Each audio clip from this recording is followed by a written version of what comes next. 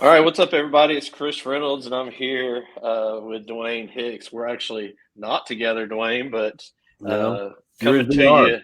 you, yes, coming to you live with the technology that we have, which is just incredible.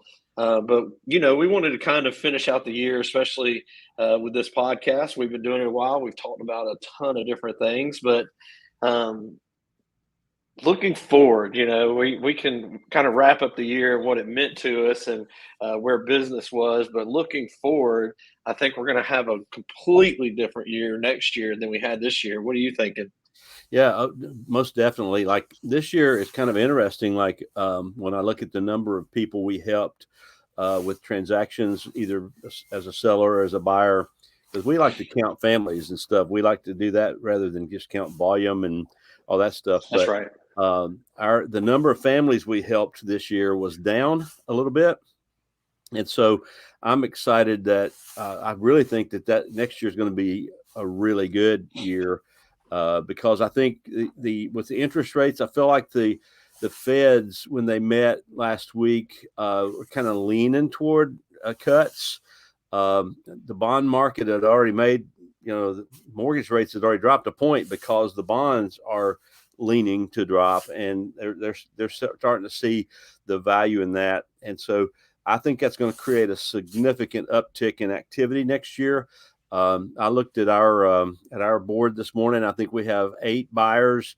Uh, I think three of those are land buyers, and these are people that are ready to go. Some of them are non-cash buyers. They're borrowing money, so they're going to rent this rate. They're going to get the rate, and they're going to get locked in and buy something, and then when the rate drops down into even more comfortable position, they'll just refi. And Yeah, that's kind of it. I mean, you talk about we served maybe a little less than we did the year before, but uh, the rate did not serve us that's as right. good as it has in the last couple of years, But we're kind of moving into that. It's kind of like the calm before the storm. I mean, everything I keep hearing, they're talking about could be a feeding frenzy again. Yes, and I think the other issue is the fact that there's still a pent up demand. I mean, our Yeah, population hasn't quit growing just because people stopped buying, and right. people are trying to figure out when what the magic time is. I think people thought there was going to be a total tank of the market because typically in the past, in our past history, when the Feds raise rates, they've never raised them. First of all, as fast as they did and as high as they did in one calendar year. But when they raise rates, the prices come down and adjust to the rate. But that's just not been the case, and I think it's been the pent up demand. Certain price points are still just crazy in the marketplace, Yeah. but the interest rate makes such a significant difference to the payment. And most everyone that buys a house lives in that payment and how it fits in their monthly budget. And so that's real significant. But there are more buyers that are in college and finishing up college, and people that are already graduated college. There's that just haven't figured out how to buy right now. And the other thing that kind of happened in 2023 is rent prices went up Yeah, man. significantly. I mean, it's hard to find a 3 bedroom 2 bath under $1,500. I mean that's in neighborhoods that are not super nice and just small houses. It's Right. that part's been a challenge to a young couple getting on their own, trying to figure life out. They have to be pretty gainfully employed just to have their own private space. You know, Right. it's kind Yeah. of crazy. But I do think 2024 is going to be the beginning. I think the real magic is probably going to happen in mid year 24 and then all the way into 25. Some of the predictions I'm hearing and seeing is that the 2025 market is going to be way stronger than the 2022 market. And that was when the feeding frenzy happened before. Um, Yeah. so everybody just has to buckle up and get ready. But there, Well, that's it. Yeah. there've been a lot of Everybody realtors. keeps kind of everybody keeps asking, "Hey, when is this? Yeah. When do I start looking? When do I start listing? When do I?" And it's like, well, we don't have the magic 8 ball, obviously, but you can kind of feel that build up coming. I just closed a house this week for a couple that's getting married, New Year's Eve, and because people's lives continue to go, right? And so people are going to continue to need or want, and so it's finding that balance in the market. But you also mentioned kind of, I mean, when the Feds try to overcreate or correct, Yeah. the rate. I mean, 2.43% really wasn't sustainable. Right. The banks weren't making anything. Like, you can't just kind of keep the economy going at that, even though I'm very thankful for that small time, because I was one of those that jumped into it. But now we've kind of, the pendulum swung so far, but even at that point, man, we're still, I mean, I don't know that, though we slowed down on the number of families we have served, I don't think we have slowed down, because I would you're agree with having that. to work a little harder, Mhm. even though it's less folks that you're dealing with. Just this morning, I was having a conversation with a gentleman that needs to help out his family. He lives in one part of the state, and he needs to move to the other part of the state. And he's got some unique stuff going on in his finances. And the mortgage company kind of gave him a best case scenario. Then they gave him a reality scenario. And he said, I'm smart enough to go with reality. I'm not trying to go based on, some forecasts and stuff like that. And so he's going to be one of these buyers that, I think, because of the market being a little more sluggish and slow currently, that he can put an offer contingent on selling his house and then price his house aggressively and do both Yeah, and be able to buy the type of house that he and his wife will spend the rest of their days here. That's kind of what he's looking, but he wants to get close to family and try to help family. And so I kind of understand that. And I told him that, I mean, he was just weighing the value out of the time spent with family versus waiting on the market. And he said, sure. I'm not going to keep waiting. I don't want time to get away from me, because time is our most precious commodity, and currency that Yeah, we have. It's way more precious than money.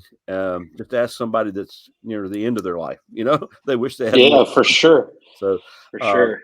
but I really think people have to approach this with open eyes, open hearts, open hands, even, and don't get sellers don't need to get greedy. Buyers don't need to be Yes, stupid. We got right. to listen to the counsel of other people and get some wisdom. And one of the things I love about our team is that we try to think about what is best for our client, not what is best for us. Like, there are people that go on listing appointments and they're ready they bring the paperwork ready to sign, and we can do that. In fact, we do that, but we don't pull it out if it's clearly not time. Yeah. And this one particular Well, case last week, they were ready to sign, but they weren't ready. It just became right. clear we need to wait a week. Well, let's talk just a few minutes on, if I am a seller right now, or thinking about selling, what are some of the things that I need to do to kind of prepare for this swing that's about to happen again in the market? Well, first of all, I'd want to know what's going to happen. Where are you going to go? I mean, what's your Yeah, plan? Because I think if people don't have a plan, then that's a disaster waiting to happen. That's a camper situation, or a basement with a family member, or yeah, that's just I still think you have to have a plan, because if we're going to sell, I don't want you to put your foot on the brake when all the marketing and we brought all these buyers in and we got a good offer, we got everything working, and then you go, but I don't have anywhere to go. Well, we should have thought of that before. So that needs to be part of the plan. But I'm kind of telling people right now, if they're ready to move, I don't know that there's one time better than the other per se. yeah, Because just like this guy that needed to move, like this couple getting married, or this guy that needed to move through family, there's still always people in the market. And I want to put it out there and target them, and see if we can't get some activity. We're definitely not having a feeding frenzy right now, for sure. It's definitely right. the holiday season. I think you and I remember last year was still busy during this season. Oh We were yeah, still, I think December and November ended up being two of our strongest months of the year, that's not normal. What's been going on this year, within time to enjoy our family and stuff like that's been a little bit more normalized. But we're working today. I mean, you and I are obviously working today for Christmas, and we're trying to get stuff ready because the first of the year is going to be busy. And we do want these buyers that are trying to buy to be able to find what they want and be able to pull the trigger. So let's move to that. So we talk about, hey, I'm the seller. Now I'm the buyer. Because we keep hearing, am I waiting? Am I waiting on the rates, or am I going ahead and start trying to look and figure it out now? I take a couple of approaches to this. We just talked about rent the rate a while ago, where you just go ahead and buy at this current rate, whatever it is. I think it's down to 7. Some of our mortgage lenders have done 6.5 this week. So with really good credit and good behavior with dealing with finances, you can get in that 6.5 range. Let me just say real quick before you continue, not to lose your thought, but I've heard in several closings I've been in here recently, like closing attorneys have worked into their language. Hey, this is talking about their interest rate, but you want to hold on to this because I'm sure you're going to refi. Like it's like now it's that's a part of the spill. But anyways, continue. Yeah. Well, the other part to that too. Sorry, I'm having a little technical difficulty here in the office too. The other thing I was going to tell you is that after you rent the rate, the other thing you do is ask the seller to help you with buy down costs. Like, in 2022, there was hardly any seller paid closing costs. In 2023, there's been a lot of return to normal where sellers are asked to help contribute. Closing costs are always the expense of the loan, and that buyer is the one getting the loan. The seller don't need a loan. He already is the owner. But if he wants to sell, it's super good to incentivize the buyer some by agreeing to pay some of those closing costs. And one of the things that you can negotiate into closing costs is some either temporary buy down of the rate or permanent buy down of the rate. The theory is with the temporary buy down of the rate, it's going to change in 18 months or less, or 12 to 18 months, significantly change so that you would refi. And then the other thing you can do is get a permanent buy down. Permanent buy downs are for the life of the loan, and they're actually they're expensive, but sometimes if the seller's got the margin in there and you have your own closing cost, ask him to pay for some closing costs and just use all of that to buy down the rate permanently. Then there's no refi expenses or inconvenience of refi.